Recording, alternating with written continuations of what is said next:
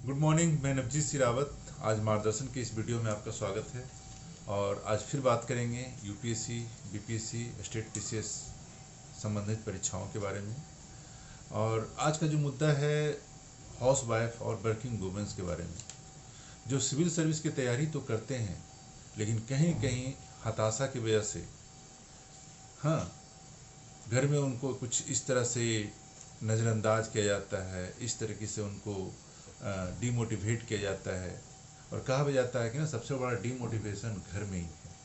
तो इस तरह से जो उनको डीमोटिवेट किया जाता है, उनके शक्तियों को, उनके क्षमताओं को नज़रअंदाज किया जाता है और बार बार बोला जाता है कि तुमसे नहीं हो पाएगा, तुम तो बस यही हो, घर के काम करने के लिए बने हो और इसी पे ध्यान दो। और देखा भी गया है, बहुत सारे सर्वे सामने आए हैं जिसमें जब जिनका सिलेक्शन हो गया इन्हीं लोगों का, तो 80% पेरेंट्स ने ये माना कि हमें इन पे भरोसा नहीं था।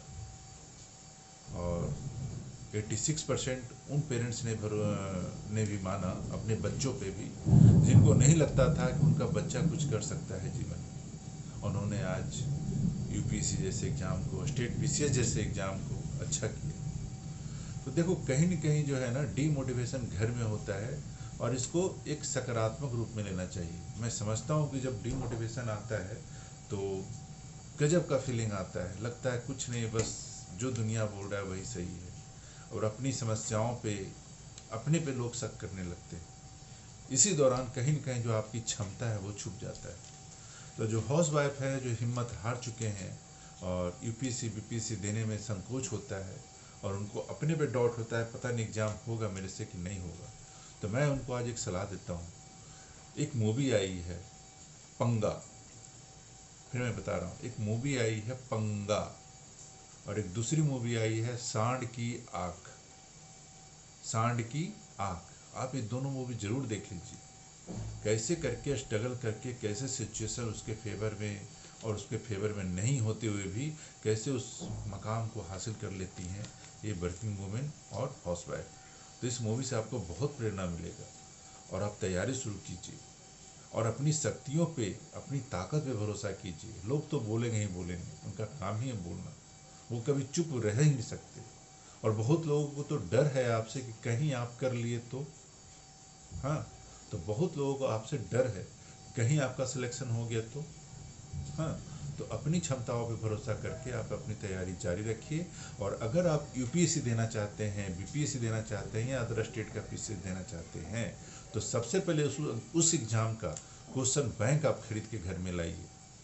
पीटी का और मुख्य परीक्षा का एक क्वेश्चन बैंक सबसे पहले लाइए और सारे क्वेश्चन बैंक को इत्मीनान से आप एक हफ्ते के अंदर देख के ख़त्म कीजिए। उसके बाद जो मार्गदर्शन में मैंने ज़रूरी बुक्स के नाम बताए हैं, उस बुक्स को पढ़ना शुरू कीजिए। एक करंट अफेयर का कोई भी अपने हिसाब से एक मैगजीन लगा लीजिए जो कि आपको समझ में आता है और अपनी तैयारी शुरू कीजिए। और बुक्स की नॉलेज और न्यूज़पेपर का नॉलेज दोनों जोड़ करके आप आंसर राइटिंग करना शुरू कीजिए। वर्तमान संदर्भ में जो भी देश विदेश में घटनाएं घट रही है, उसको देखते हुए बैलेंस में रह करके लिखना, सबसे बड़ी बात है बैलेंस में रह करके लिखना, वो शुरू कीजिए। न्यूज़पेपर डेली देखिए, कम से कम सरसरी निगाह से भी देखिए। इससे क्या होगा ना, आपको बहुत हद तक नॉलेज होगा, आपका बर्तनी सुधरेगा, आपका स्पेलिंग मिस्टेक जो एरर करते हैं वो सुधरेगा, आपका अपना एक कंसेप्ट बनेगा। जो न्यूज़पेपर वाले कंसेप्ट डालना चाहते हैं वैसा कंसेप्ट में मत बनना। हाँ, आपका क्या सोच है। और जब आप लिखना शुरू करोगे तो देखो कि कैसे लिखा रहा है, आपको पता ही नहीं चलेगा।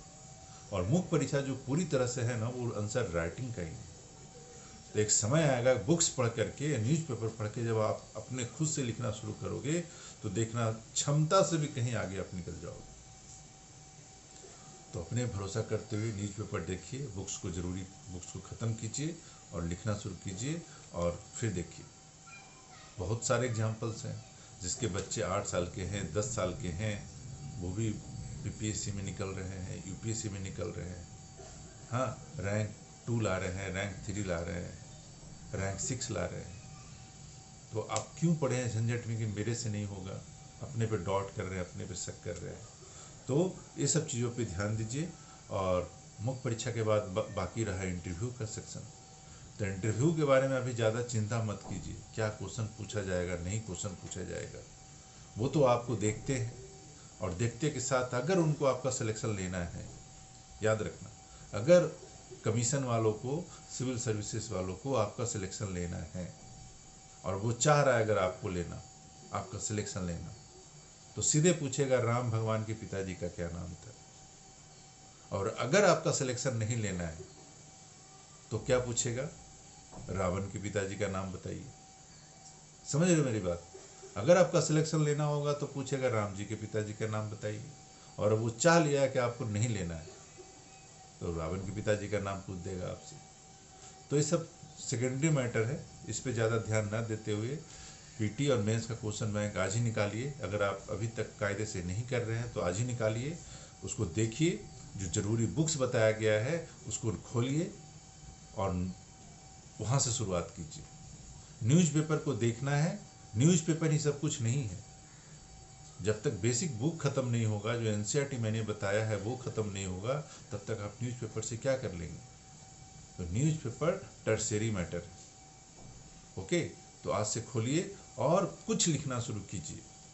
और मैंने बताया है ना लास्ट एपिसोड में कि जिस दिन आप न्यूज़पेपर को देख करके क्वेश्चन पकड़ना शुरू कर देंगे, समझिए कि अब आपकी तैयारी सही दिशा में हो चुकी है और आप सफलता के बहुत नज़दीक हैं। तो ये सब बातों पे ध्यान दीजिए और टाइम टू टाइम मैं आता रहूँगा, हर दिन आता रहूँगा आपको जगाने के लिए, आपको मोटिवेट करने के लिए और आपको अपने रास्ते पे आगे बढ़ने के लिए। Okay, all the best, have a good day.